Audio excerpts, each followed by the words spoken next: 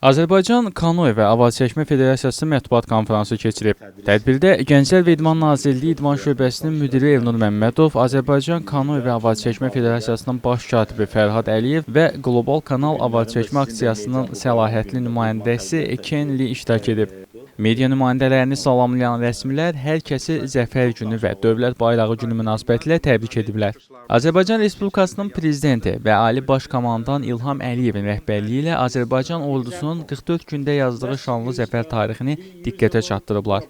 Kenli çıxışı zamanı ötən il Bakıda COP29 ərəfəsində təmiz suda avar çək devizi ilə keçirilən avar çəkmə yürüyüşündən danışıb və bu aksiyanın bu il baş tutacaq COP30 çərçivəsində Braziliyanın Belém şəhərində davam edəcəyini qeyd edib.